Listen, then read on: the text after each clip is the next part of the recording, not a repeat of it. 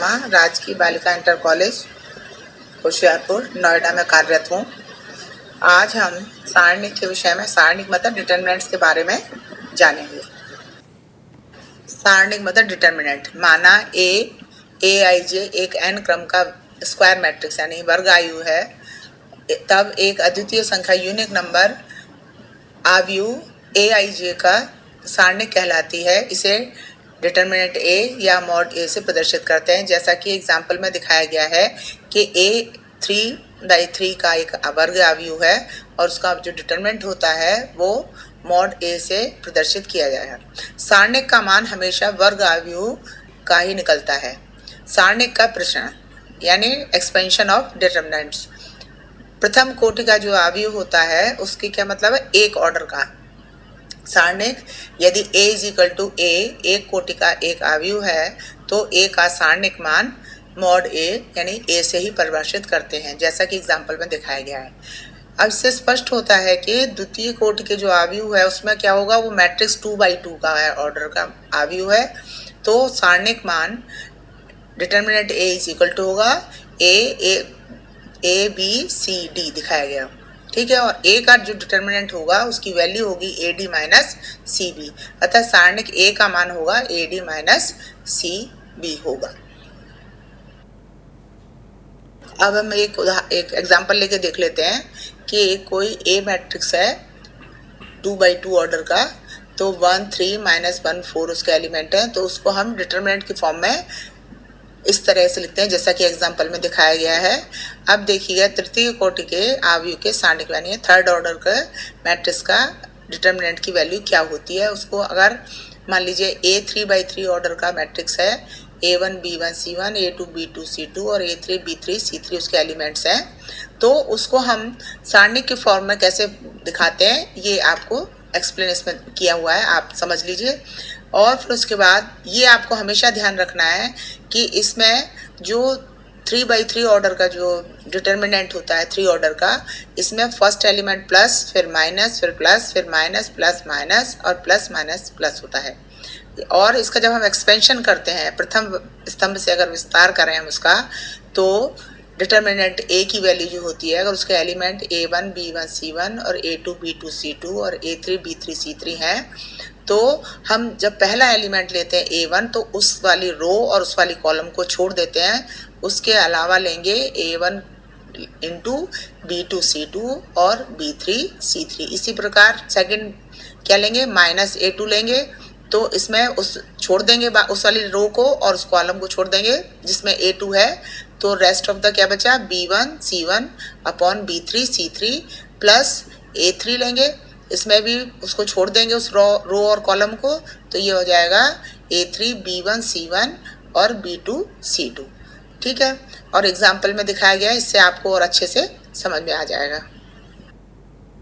अब है properties of determinant यानी सारणिक के गुणधर्म। तो इसमें यदि पहला है, यदि किसी सारणिक की किसी पंक्तियां या स्तंभ का प्रत्येक अवयव शून्य हो तो सारणिक का मान क्या होता है, शून्य होता है, ठीक है, जैसा एग्जाम्पल में दिखाया गया है। फिर सेकंड है, यदि किसी सारणिक की पंक्तियों के स्तंभों में तथा स्तंभों को पंक्तियों में परस्पर बदल दिया जाए तो सारणिक का मान अपरिवर्तित रहता है, ठीक है, जैसे एग्जाम्पल में दिखाया गया। आप देखिए थर्ड होता है, यदि किसी सारणिक की किन्हीं दो पंक्तियों या स्तंभों को आपस में बदल दिया जाए तो सारणिक का संख्यात्मक मान वही रहता है किंतु उसका चिन्ह बदल जाता है।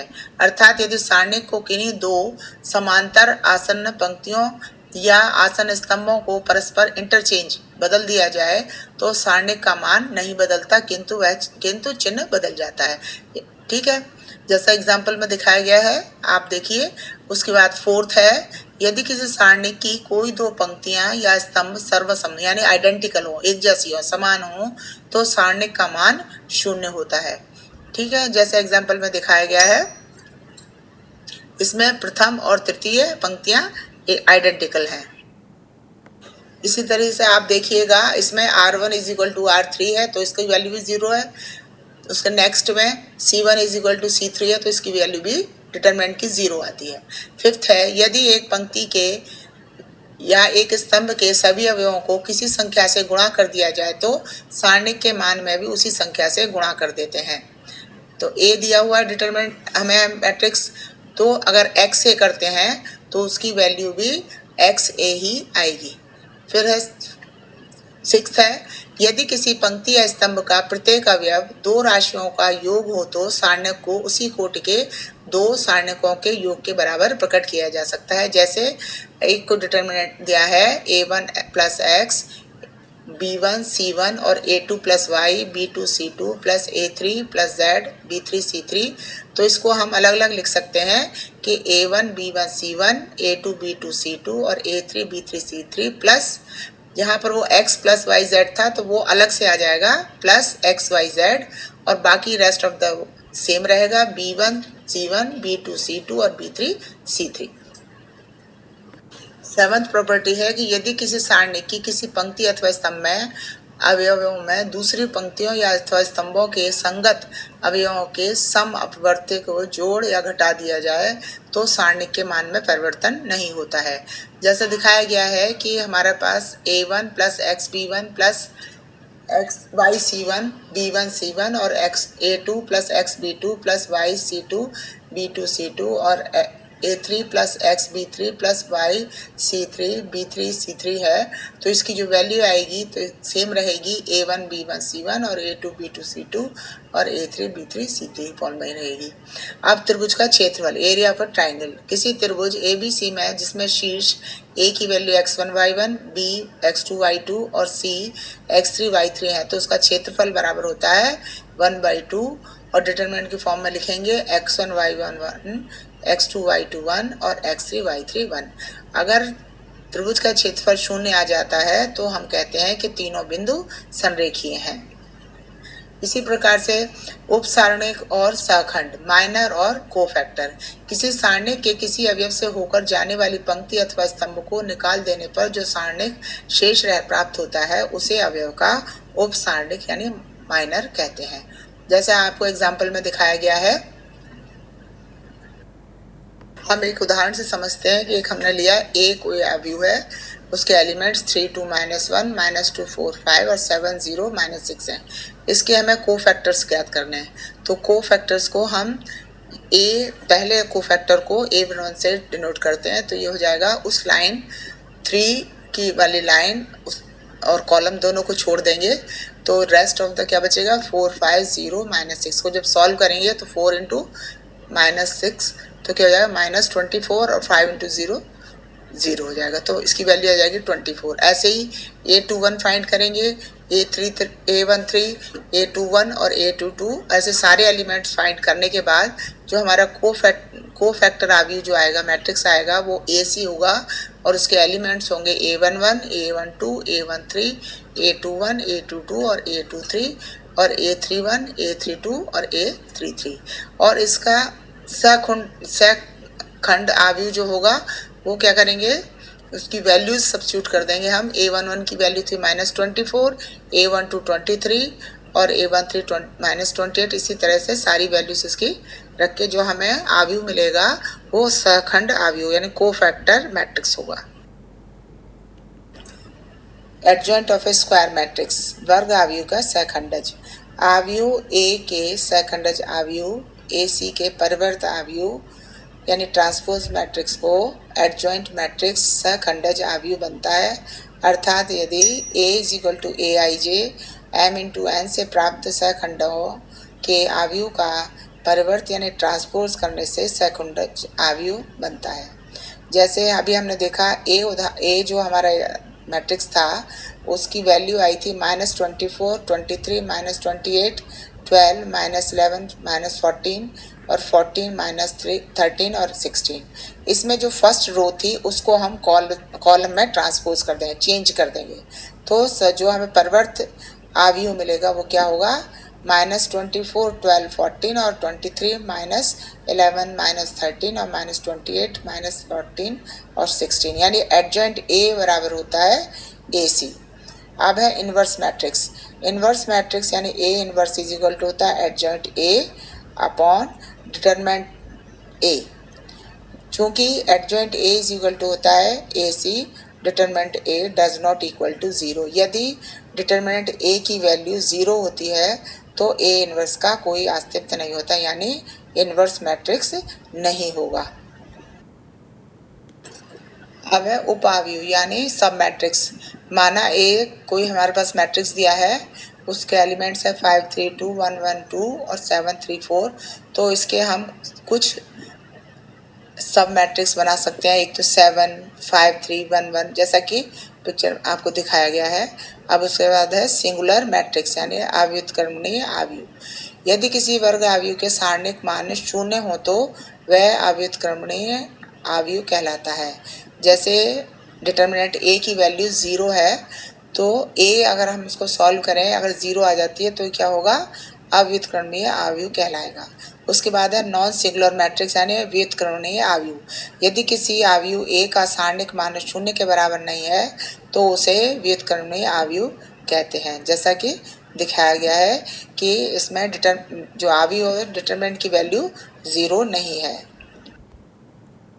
आपने देखा कि डिटरमिनेंट ए की वैल्यू ज़ीरो नहीं है। अब है कुछ इंपॉर्टेंट पॉइंट्स हैं कि यदि a1x b1y plus c1z is equal to d1 और दूसरी equation a2x plus b2y plus c2z is equal to d2 और a3x plus b3y plus c3z is equal to d3 हो तो इन समीकरणों को हम ax is equal to b के रूप में लिखते हैं, जहाँ पर a होगा a1 b1 c1 a2 b2 c2 और a3 b3 c3 एक मैट्रिक्स बनेगा और x की जगह xyz और b की जगह d1 d2 और d3 लिखते हैं। समीकरण ax is equal to b का अद्वितीय हल x बराबर a इनवर्स b द्वारा दिया जाता है, जहाँ पर डिटरमिनेंट a की value does not equal to zero होती है। सेकंड है कि समीकरणों का निकाय संगत या असंगत होता है यदि इसके हल का अस्तित्व हो या नहीं है।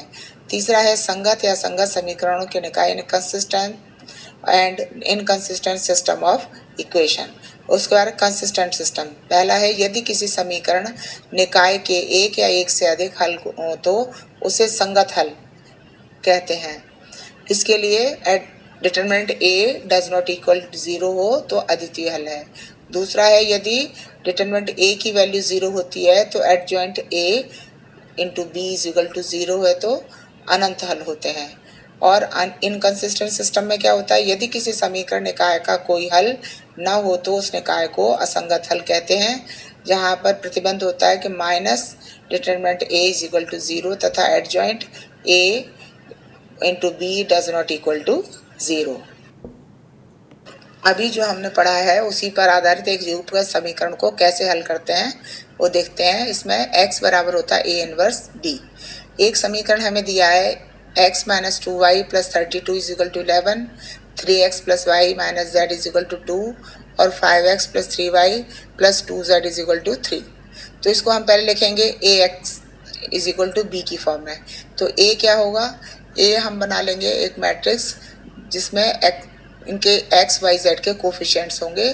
तो 1 माइनस 2 3 3 1 माइनस 1 और 5 3 2। और सेकंड जो बनेगा हमारा मैट्रिक्स होगा एक्स वाई जेड। और तीसरा जो मैट्रिक्स होगा बी होगा उसकी जो वैल्यूज़ हैं हमें दी हैं पहले में 11 2 और 3। अब हम क्या करेंगे, सबसे पहले डिटरमिनेंट ए की वैल्यू निकालेंगे। डिटरमिनेंट ए की वैल्यू हमने निकाली तो वो क्या आ गई 39 does not equal to zero. इसका मतलब दिए हुए समीकरण निकाय का एक अद्वितीय हल है। अब इसी तरीके से हम इसका सारे एलिमेंट्स निकालेंगे। पहले a11 निकालेंगे, तो a11 निकालने के लिए इसकी वैल्यू क्या आ गई 5, a12 की वैल्यू -11, a13 की वैल्यू 4, a2 की वैल्यू 13, a22 की वैल्यू -13, a23 की वैल्यू -13, a31 की वैल्यू -1, a32 की वैल्यू 10 और a33 की वैल्यू 7। तो जो हमारा खंडज अवयव आया AC ये आ गया, इनके वैल्यूज रख देंगे a11 a12 a12 और a13 की, ये सारी वैल्यूज रखेंगे। और रखने के बाद जो हमारे पास अवयव आएगा तो हमारा जो अवयव आया वो आ गया 5 -11 4 और 13 -13 13 और -1 10 7। तो इसका एडजॉइंट ए निकालेंगे, यानी इसको हम परिवर्तित कर देंगे। जो इसकी पहली रो थी उसको पहला कॉलम मान लेंगे। तो adjoint A is equal to क्या हो जाएगा 5 13 4 और -11 -13 13 और 4 13 7। ठीक है, अब ए इनवर्स निकालेंगे तो A inverse is equal to होता है adjoint A upon determinant A की वैल्यू। तो डिटर्मिनेंट ए की वैल्यू क्या थी 39 थी, तो 1/39 और फिर एडजॉइंट ए रख देंगे हम, उसको फिर हम सॉल्व करेंगे तो उससे क्या निकल के आएगा, मैं एक्स वाई जेड की वैल्यूज आ जाएंगी। तो x इज इक्वल टू क्या है 2, y इज इक्वल टू -3 और z इज इक्वल टू 1। तो इसी तरीके से हम x y z की वैल्यू फाइंड करते हैं। Okay, thank you.